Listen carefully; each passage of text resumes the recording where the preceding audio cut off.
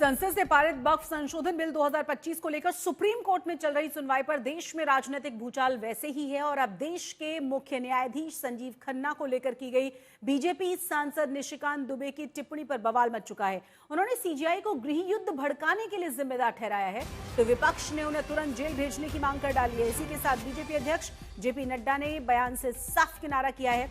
आइए सबसे पहले आपको निशिकांत दुबे का वो बयान जरा सुनवा दें जिससे राजनीतिक भूचाल है और आपको ये भी बता दें कि शनिवार से हंगामा लगातार मचा हुआ है जब से उन्होंने ये बयान दिया है। बयान सुनवाने से पहले आपको ये भी बता दें कि पार्टी की तरफ से साफ कर दिया गया है, हमारी पार्टी न्यायपालिका का सम्मान करती है। जेपी नड्डा ने ये कहा है, किनारा पूरी तरह से कर लिया गया है इस बयान से। तो निशिकांत दुबे के बयान से बीजेपी का कोई लेना देना नहीं है, खुद राष्ट्रीय अध्यक्ष ने सामने आकर ये कहा है। आपको ये भी बता दें कि शनिवार को निशिकांत दुबे की तरफ से बयान दिया गया था जिसके बाद लगातार विपक्ष हमलावर है। इस बयान के बाद लगातार हंगामा है। सुप्रीम कोर्ट पर बीजेपी सांसद निशिकांत दुबे के बयान के बाद हंगामा है। उन्होंने धार्मिक युद्ध भड़काने के लिए सुप्रीम कोर्ट को जिम्मेदार ठहराया। विपक्ष ने निशिकांत दुबे के बयान पर सवाल उठाए तो बीजेपी अध्यक्ष जेपी नड्डा ने बहुत साफ कहा कि निशिकांत दुबे और दिनेश शर्मा के बयान से पार्टी का कोई लेना देना नहीं है। जेपी नड्डा ने दोनों ही सांसदों के साथ सभी को ऐसे बयानों से बचने की भी नसीहत दी।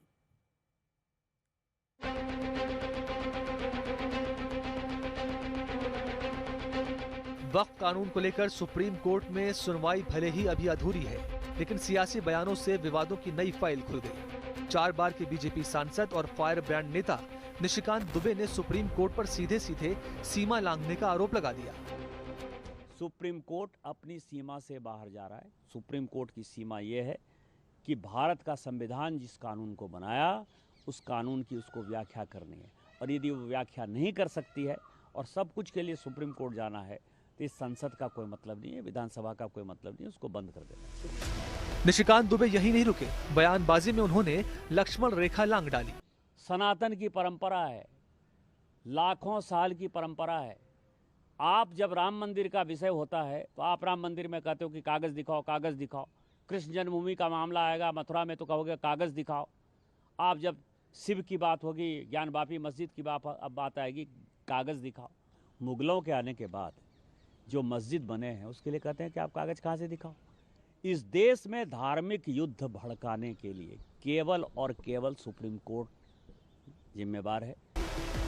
निशिकांत दुबे के बयान को 2 कदम आगे दिनेश शर्मा ने बढ़ाया। अब कोई भी भारत के संविधान के अनुसार कोई भी संसद को यानी राज्यसभा और लोकसभा को निर्देशित नहीं कर सकता और क्योंकि राष्ट्रपति के दस्तखत हो चुके, राष्ट्रपति सर्वोच्च है, राष्ट्रपति को कोई चुनौती नहीं दे सकता।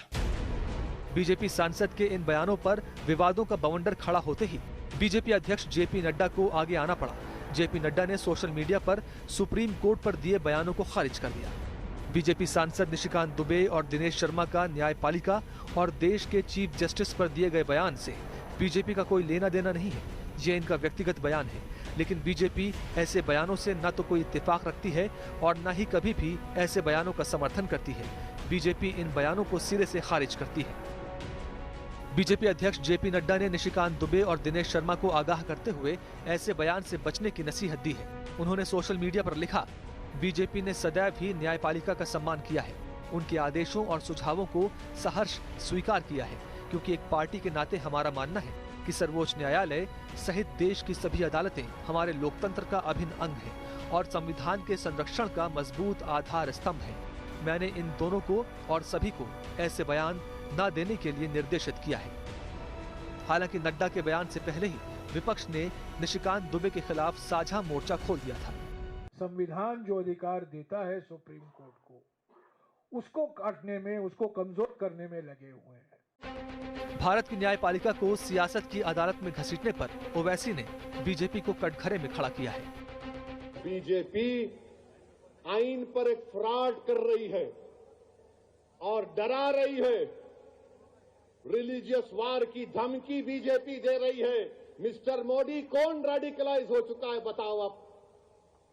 सत्ता में आप हैं, आपके लोग रेडिकलाइज हो चुके हैं, इतना रेडिकलाइज हो चुके हैं कि कोर्ट को धमकी दे रहे हैं, रिलीजियस वार हो जाएंगे। यही टकराव इस समय चर्चा की वजह है। संसद ने वक्फ संशोधन के जरिए कानून बनाया, लेकिन इसे कई संस्थाओं और लोगों ने सीधे सुप्रीम कोर्ट में चुनौती दे डाली, जिसकी सुनवाई के दौरान सुप्रीम कोर्ट ने कई सख्त सवाल उठाए और केंद्र से 7 दिनों में रिपोर्ट मांगी है। इस मामले की अगली सुनवाई 5 मई को है, लेकिन उससे पहले ही सुप्रीम कोर्ट की नीति और नियम पर बीजेपी सांसद ने सवाल खड़े कर दिए। बीजेपी के शीर्ष नेतृत्व के बयान से साफ हो गया कि निशिकांत दुबे का बयान गैर वाजिब था। ऐसे में उम्मीद की जा सकती है कि अब ऐसे बयानों पर विराम लग जाएगा। इन नेताओं को समझना चाहिए कि वक्फ कानून से पहले भी कई कानून को सुप्रीम कोर्ट में चैलेंज किया जा चुका है। वक्फ कानून का मामला कोई नया नहीं है। आज तक ब्यूरो।